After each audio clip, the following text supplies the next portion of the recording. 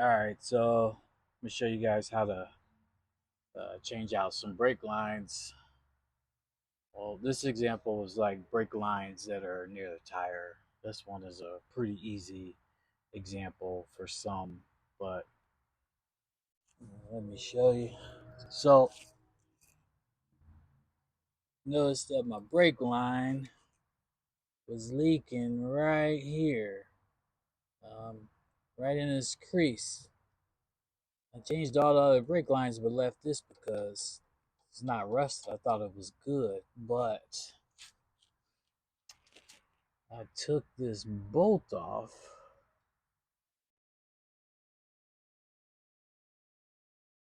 Took this bolt off right here. And I think when I did the other brakes, and because I was planning on doing this and didn't put the bolt back on there, and I guess this was vibrating and jiggling around a lot while driving enough to break the seal down here. So this is what I'm gonna replace. I'm gonna replace this from this. All right. So things you want to make sure you have before you start: bleeder, in case you're by yourself, so you can bleed them. Of course, brake fluid. You want to try to get more than you think you actually need. Of course, your sockets. If you don't already know what size socket you need, um, it's best to have a couple sizes because you can use a wrench, but a lot of times you're gonna have to torch this, heat it up enough to get it off, and a wrench is just gonna strip this right here, and then you'll really be screwed. So I just cut the line right here and cut the line right here, and you'll need a deep socket so you can slide it over. And most of the time, just like 10 millimeter, at least with the last couple cars I've had, but after you heat it up, it should come off with no problem. So you want to make sure you open the cap to your master cylinder. And remember, most of this brake fluid is lightweight flammable. So when you torch it, you kind of got to be mindful of what's in the background. Make sure you're not hitting any other lines or any rubber lines like this, and keep an eye on the brake fluid. Make sure it doesn't like fully catch flame, or it might send pressure through the line and blow it out somewhere else. All right, so I am getting ready to cut this shit and cut it as close as I can.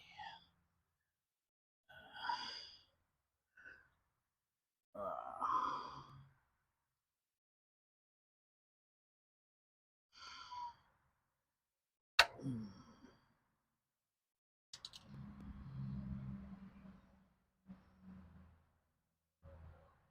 Look at it, already dry as a bone. It's a shame I gotta cut this because the brake line is actually in decent shape.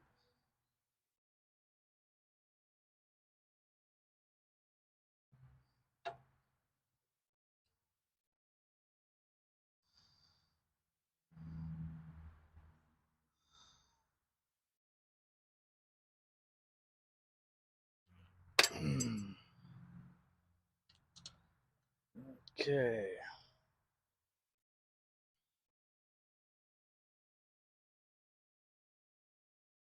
Well, this looks like that was 9 or 10. All right. This is a 10. See how it fits on her nice and snug. Just enough room to go over. See, a problem I'm gonna have off camera. I tried to go ahead and bolt this back down. As you can see, the bolt broke, left the stem in there. But when I get this on and I go to try to get it off, I can see I'm gonna have an issue in trying to secure this. So I guess I'll just deal with that when I get there. I'm not about to take another wheel off. Put this wheel back on, let it down, jack up another side just to get that bolt off the other side. Then put it back on here and take another damn hour or so. If there's even another bolt on there. I can't remember if my lazy ass even put the bolt back, but I'll figure something out. But you guys get the gist of it. Well, to my surprise, I didn't even have to torch it. It just came right off.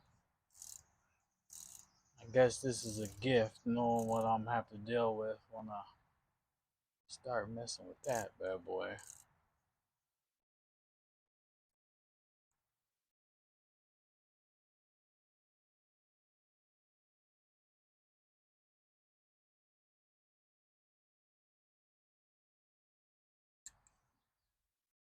Alright, here's something else that's scaring me. Well, it's not scaring me, but I'm dreading dealing with it. Here's my bleeder screw. You see how corroded and rusted that is? God forbid that little POS snaps or something. So I'm definitely gonna have to torch this and torch that. Alright, stay tuned. Alright, like I was saying, guys, this is my lucky day. As you can see, since that bolt stem broke off and I couldn't secure this for when I was using the ratchet or the impact, put some tie wraps here. But I decided to go ahead and use my 10mm and give it a try. And luckily, I didn't even need to torch it. But for those that are in situations where you have to torch it, I'll give you an idea of what you'll be doing here. So you'll need a yellow tank map torch that gets hot enough to give you a little glow, and you'll want to get it at the perfect angle where you aren't hitting anything vital. Torch it till it turns orange, and same with what was down here. You want to torch it where the backdrop is the ground, nothing rubber, like the cover for your CVs or your other brake line up here or your sensor cord right there. So I'm still going to end up having to probably torch this bad boy right here. I'm scared to even attempt to do it without heating it up, so we'll see. And you notice when I cut this line earlier and when I unscrewed the rest of the brake line, no fluid came out because it completely drained out. So there's no getting around having to bleed these brake lines. So that should be a blast, yay. As you see, I took the new brake line, I screwed one in down here, which was the longer end as far as available threads, and got it as tight as I could by hand. Then I gently bent it where it needed to go to get up here in a proper position. You gotta be real careful because you will kink these, and once you kink it, that's it. You better have a ride to AutoZone or Advanced Auto Parts to get another one. See, these are actually about 3 inches longer than the original, which are a pain, but everywhere I went, they didn't have the 4-inch like what I needed. So you see, I got my little Superman that's going on here, but you just gently put it where it's supposed to go. Make sure it's secure. Then next, I gotta deal with this bad boy right here. Okay, so now it's daytime, got better light. As you can see, I got the new brake line connected and tightened. Now what I gotta do is loosen this bleeder screw and bleed the brakes. Bought the wrong bleeder. I thought this is the one you hook up to your compressor, but this is a hand pump. So You have the little reservoir that catches the brake fluid. And this goes on top of here. We got two different little nipples, so maybe the other one fits better.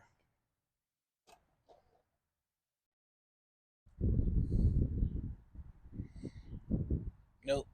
I'm gonna have to lube it up. And I know y'all know about lubing it up. But first I gotta fill the reservoir on the master brake with some brake fluid because I'm about to lose a lot. And I'm about to torch this bad boy right here because the socket I have for it is here you go, 1132. And it fits, but it's not snug. I hate when these things aren't snug. This looks like a 9 millimeter or something, 8 millimeter. But I do not have an 8 or 9 millimeter, so work with that. Okay, so now that my temper tantrum is over and I've calmed down, we talk about this here. So right there, as you can see, the bleeder screw broke, and this is my fault because I was being too impatient with the other three tires. When I got to the bleeder screw, which looked worse than this did, I held the torch on there until it damn near turned orange. I actually used 2 yellow tank torches to get it hot enough to turn it orange, and then they came off like butter. But this time I was too impatient, held it on for a couple minutes, no color change, and thought I had it. Here you go. You see what happens. So what one would do in this situation is disconnect the brake line, disconnect these 2 bolts down here, 1 and 2, take the caliper off, torch it properly, and then cool it off with some knock loose, wait a little bit, torch it again, you know, hot and cold, contract and break the seal, and then use a tap out bit and drill it out. But I don't have the motivation for that, so went to AutoZone, got me a new caliper, $57 after I returned the cord. So this turned into a how to fix your broken brake line to how to fix your broken brake line and install a new caliper. Yay. Okay, so at this point I got the caliper off. These 2 bolts right here, boom, boom. They're going to be exactly the same on every car, but the same concept. And I'm explaining this in a way that if somebody who never did anything to their car would understand. So for the people who have done stuff to their car and they're listening to this like, duh, no shit, that's why. So here's the old caliper. There isn't anything wrong with it. I just broke that damn bleeder screw. I'm putting on gloves because, just in case y'all don't know, brake fluid is like so fucking toxic. I mean, you don't even want to get it on your skin if you can avoid it. And brake pads have asbestos in it too, so I mean, if you're down fucking with your tire or changing your brakes, you know, wear a mask. Don't inhale that stuff, man.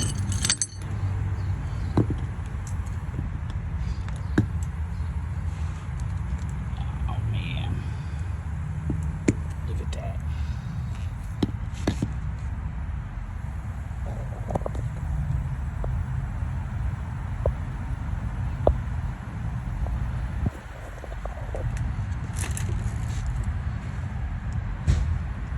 Look at that.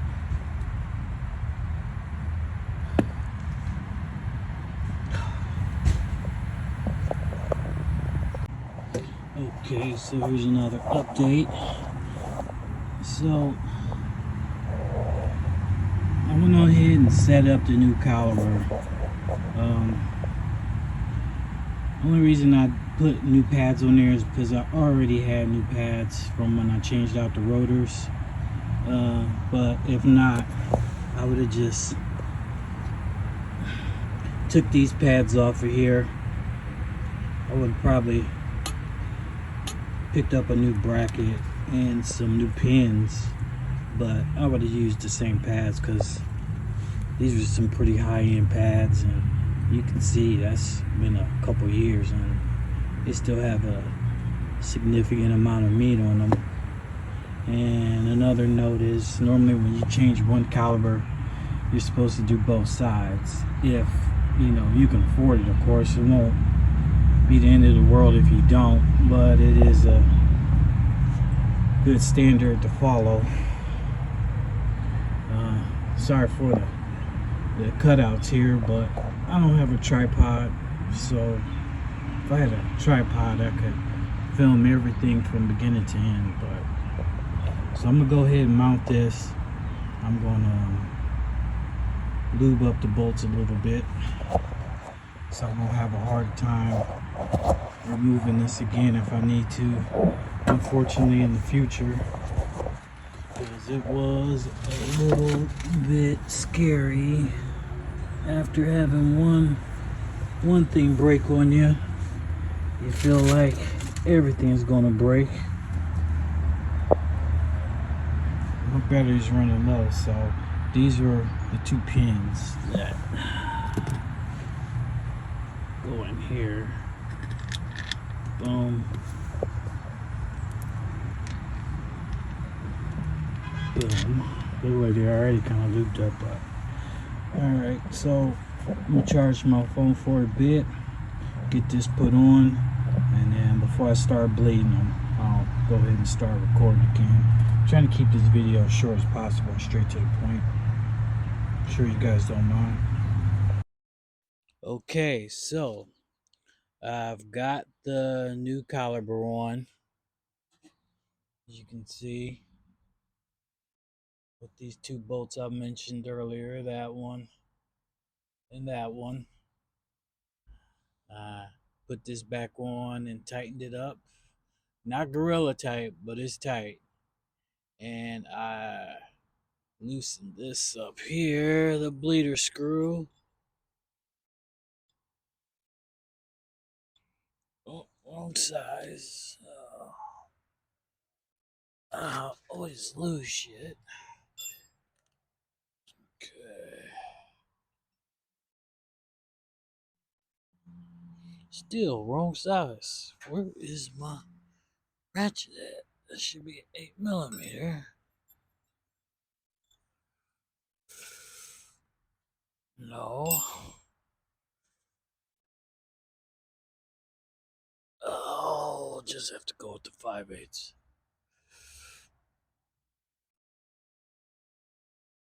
Okay, so still a little too big, but loosen it a little bit. See, that's how it's supposed to go. So I'm gonna pause the video and I'm gonna hook the bleeder up. I'm gonna open the cap to the reservoir, brake fluid reservoir.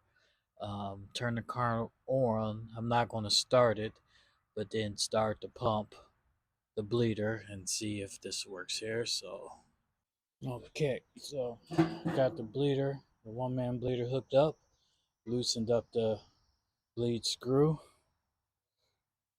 and this is supposed to pull the fluid and fill up the reservoir. All the overflow should go in here. So look, it's already starting to fill some up. That's a good sign. So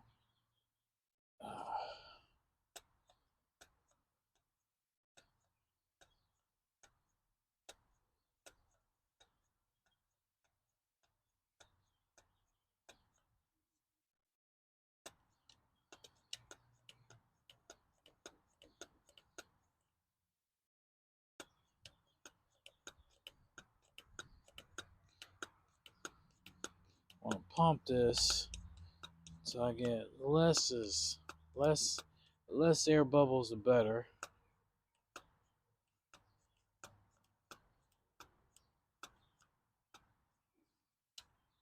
because I can always pour this right back into the reservoir.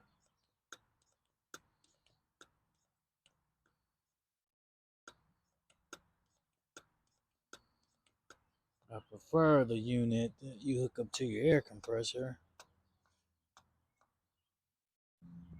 Okay, I'm gonna pause this. Need both hands. Okay, so that is it. I am back and fully operational. Got the brake line fixed, which turned into a caliper replacement. Was able to bleed it. So what I'm gonna do is I got everything tightened up. I already topped off the reservoir, brake reservoir, pumped the brake pedal a couple times. I went from soft to stiff pretty quick. So I should be good to go.